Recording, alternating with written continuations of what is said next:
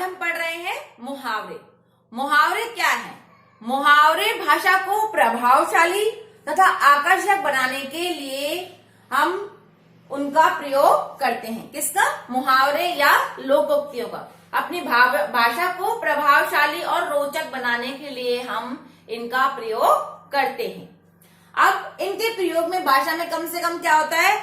कम से कम शब्दों में प्रयोग करके हम बड़ी से बड़ी बात को कह देना चाहते हैं, तो इसलिए हम उसमें अधिक से अधिक जो है भाव व्यक्त हो और शब्द कम हो, इसलिए हम मुहावरों को लेते हैं। जो वाक्यांश या पदबंध, वाक्यांश या पदबंध, वाक्य का छोटा सा अंश या पद का मतलब ही होता है जो वाक्य में आया हुआ शब्द है वो पद बन जाता है पदबंध। अपना सामान्य अर्थ ना देकर क्या देता है? कोई विशेष अर्थ देता है, उसे हम क्या कहते हैं? मुहावरा कहते हैं। आगे समझ में?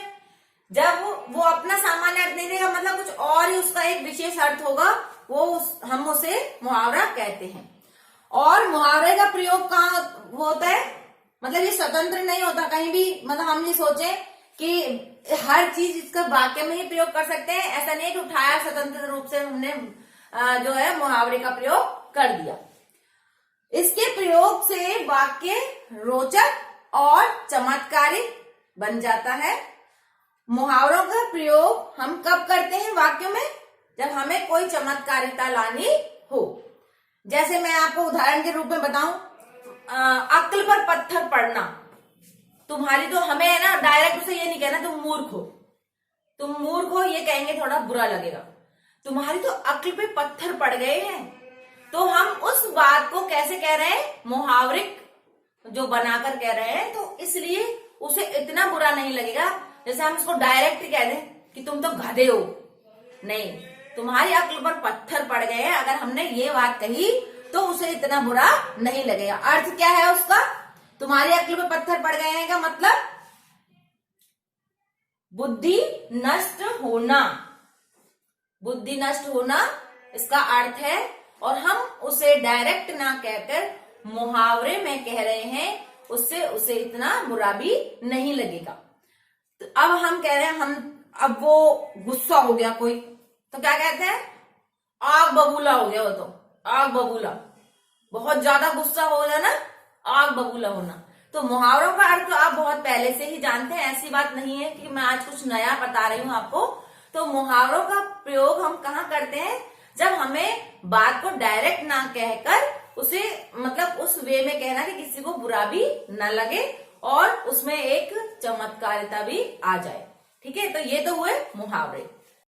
मुहावरे और लोकोक्ति में क्या अंतर है, मैं वो और बता देती हूँ आपको कि मुहावरे और लोकोक्ति में क्या अंतर है। लोकोक्ति का अर्थ होता है लोगों के द्वारा कही गई उक्ति, कही गई मतलब कोई कथन कहा गया है किसी लोग, मतलब कब जो पुराने जमाने के लोग थे या किन्हीं ऐसे जो लोग हैं जिनके द्वारा प्रचलित कुछ उक्तियां हैं, वो लोकोक्ति कहलाती हैं। लोगों के द्वारा कही गई बात को हम लोकोक्ति कहते हैं। अब इनका एक विशेष और ये क्या होता है? विशेष और अचूक अर्थ रखती हैं। जैसे मुहावरे हैं वैसे ही लोकोक्ति है।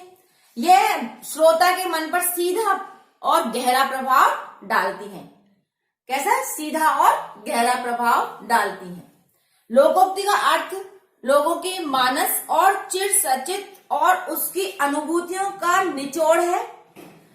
सामान्य जो है हम बात को ना कहकर किसी की कही गई बात को कहते हैं, तो ये लोगों ने कैसे बनाई है? अपने अनुभवों के द्वारा इसे बनाया है, इसकी रचनाएं की हैं और ये साधारण शब्दों में ना होकर एक विशेष अर्थ में व्यक्त होती हैं।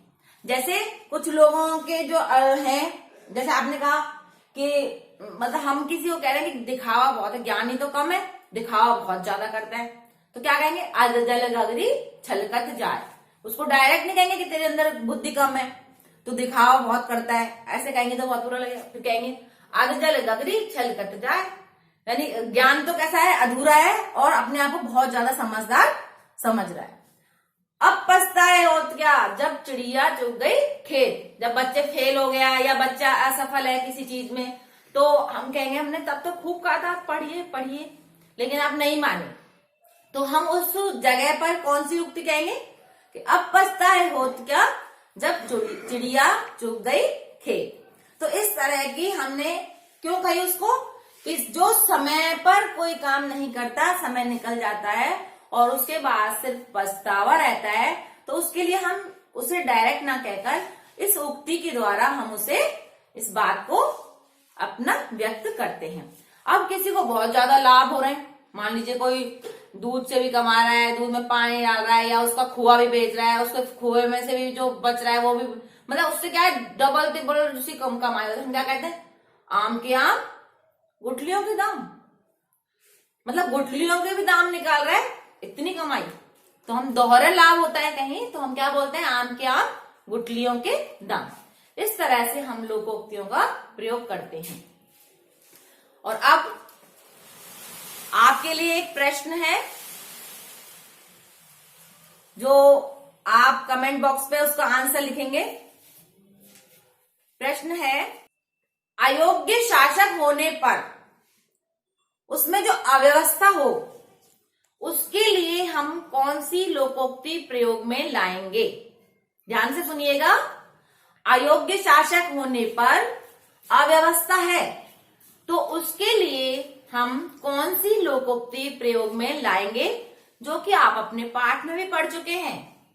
तो आप अपने उत्तर कमेंट बॉक्स में देंगे और इसका उत्तर मैं आपको अगली वीडियो में दूंगी, या आप इंस्टाग्राम के स्टोरी में देखेंगे। Good bye.